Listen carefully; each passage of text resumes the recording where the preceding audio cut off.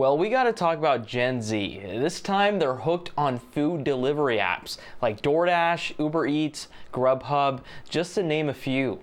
Some young people are reporting spending upwards of $30,000. I've spent over $30,000 on DoorDash in just the last 12 months. I spent on DoorDash in 2024 with $6,630.92. That's $127 a week or $552 a month.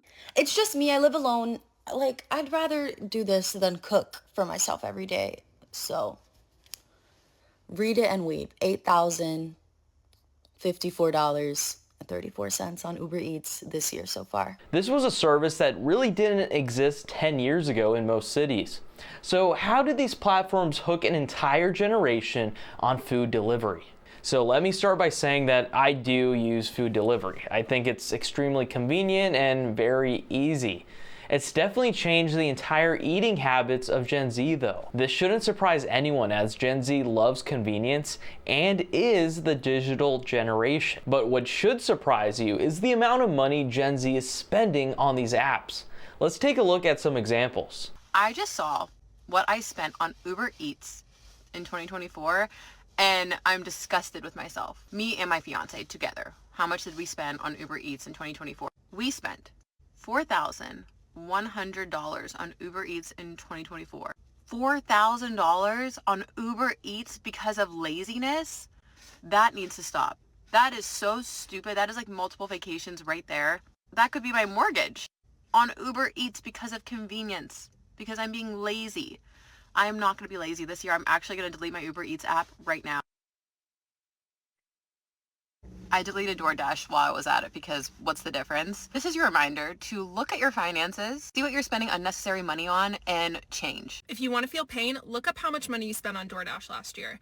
I did not think that I was a big DoorDashing person. Yes, I have DoorDash things at game nights and stuff like that if I am feeling kind of lazy, but I am not somebody that utilizes DoorDash every day. $1,800. I think a lot of people ordering food delivery makes sense, especially if they live alone or don't live with a partner.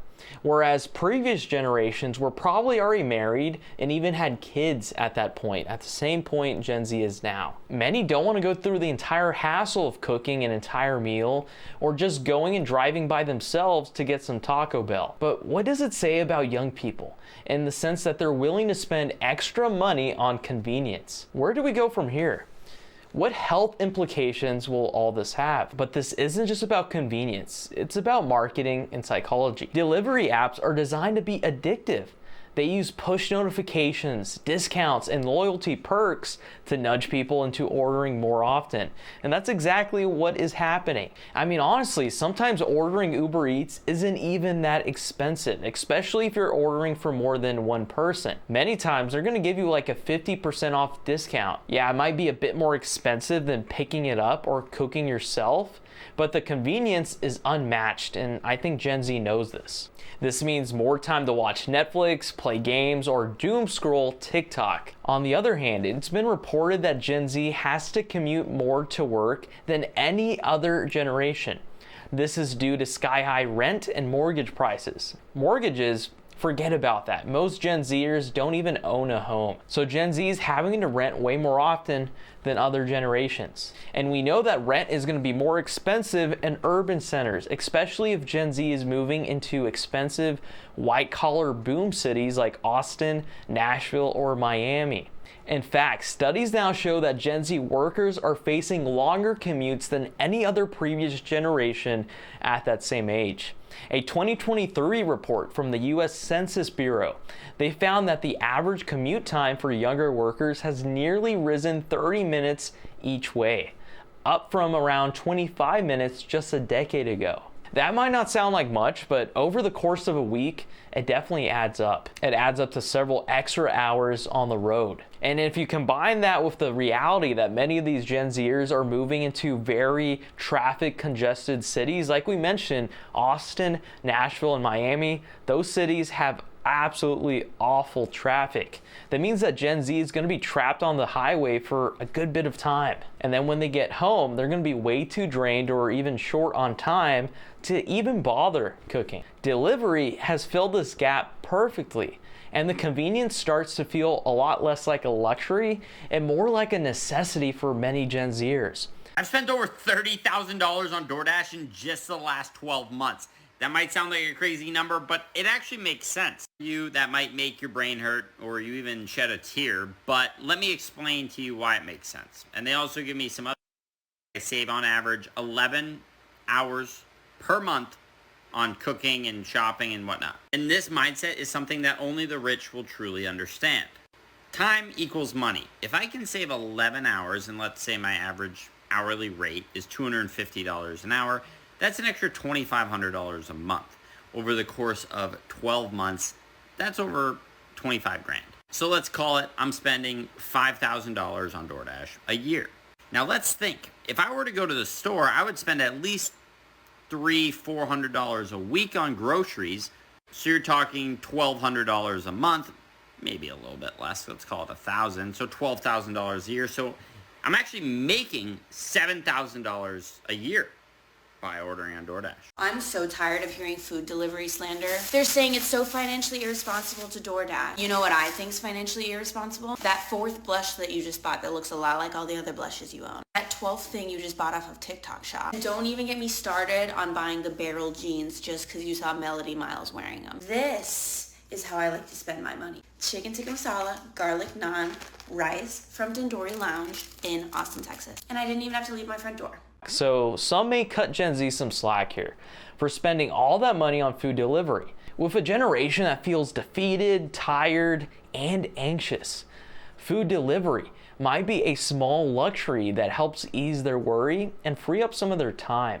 And then if you add TikTok and social media, they're constantly showing you about food hauls or trendy meals or snacks that are going viral like crumble cookies. It wouldn't be an Informed Insights video without mentioning crumble cookies. Now you got an entire cycle that has Gen Z hooked. Ordering delivery isn't just about eating anymore. It becomes part of entertainment, social sharing, and even part of the Gen Z identity. And we know when food is tied to lifestyle in any way, it's a lot easier for people to rationalize and feel less guilty for spending around $20 to $30 on a single meal for themselves. At the same time, for a generation that constantly says they're broke and living with financial insecurities, they seem to be pretty addicted to overspending on food. This is the bigger financial question to consider.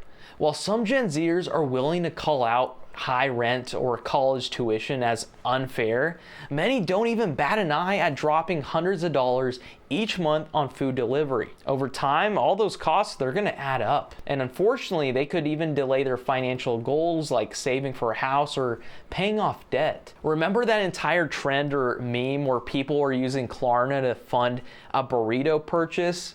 Well, there's a reason why those companies implemented that entire buy now, pay later model on food.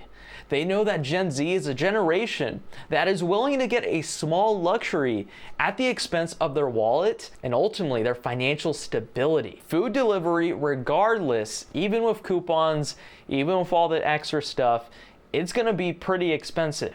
And if you told someone from the 1980s that someone from the future was gonna spend $30 on one burger, they'd think you were nuts and crazy. Gen Z's drive for small luxuries makes them indulge in food delivery. Over time, all those costs, they add up in ways that could delay financial goals like saving for a house, or over time, all those costs are gonna add up like we've talked about. And on top of that, obviously there's gonna be some health implications because usually food delivery tends to be way higher in calories, sodium, and sugar than what you would just regularly cook at home. If this becomes the default way of eating, we might be looking at long-term effects, not just in their wallets, but also health outcomes as well. Like many things, this excessive food delivery might come with many poor health outcomes for Gen Z in the future. Research from the CDC shows that takeout and restaurant meals, they average around 200 to 300 more calories per meal than home-cooked food. Not to mention higher sugar and higher sodium, all that random bad stuff that's horrible for you. If Gen Z is defaulting to delivering multiple times a week, that compounds fast. 300 calories here, an extra 500 calories there. And if you do this every week, it's not gonna look too good for Gen Z in the future. And unlike older generations who might view eating out as an occasional indulgence, for many young people, it's become the baseline. Over time, this combination of overspending and poor nutrition can mean not only financial instability, but also rising rates of obesity, heart disease, and diabetes. For Gen Z, that's already dealing with very high stress levels and depression and anxiety, all that stuff. In other words, food delivery isn't just a convenience, it could be shaping both the economic and physical health of an entire generation. Another layer to this issue is how food delivery changes the entire rhythm of daily life. Cooking has traditionally been more than just preparing food. A lot of times there's a bond there. There's a certain skill that's passed down from generation to generation. Maybe it's a family recipe or a certain meal that you cook on the holidays. By Gen Z outsourcing to all these food delivery apps, Gen Z risks losing all these rituals that hundreds of generations have cultivated. Completely lose the entire meaning of food. If food is just something that you just order on your phone and it gets delivered to your door, you eat it and then scroll on your phone and that's it, we completely lose an entire part of humanity, really, an entire part of society in which that people learned how to cook, they passed it down, they shared a meal at the dinner table. And if you think of it in that context, we're kind of losing a lot of connection there. And of course, there's a certain generational divide.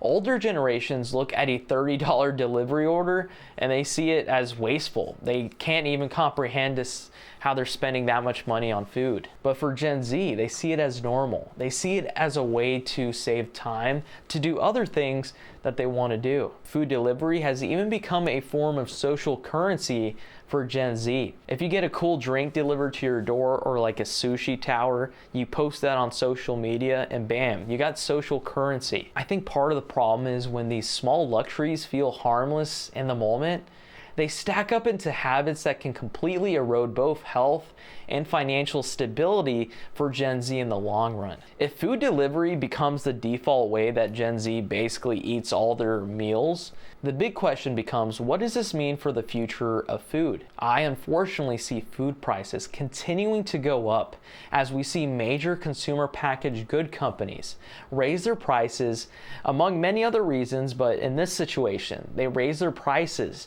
due to the fact that people are becoming so used to spending a lot of money on food and groceries. Not that people want to spend more money on food, but we're living in an environment where many people are okay spending $20 to $30 for a burger. This has become a declaration to major companies out there that no matter how high you raise your prices, we will continue to buy your stuff. This is what Gen Z is basically telling all these companies. And this future is already happening. Gen Z is spending an enormous and record-breaking amount on consumer beverages. Think Poppy or energy drinks, Starbucks, Dutch Bros. Spending so much money that companies like Coca-Cola and Pepsi have noticed this, and as a result, they have and are continuing to raise their prices. Think back to the pandemic. When Wingstop raised their prices during the pandemic due to some sort of wing shortage, they raised their prices around 30 to 50%. Those prices, they pretty much stuck around and didn't really go down, even after the wing shortage was resolved.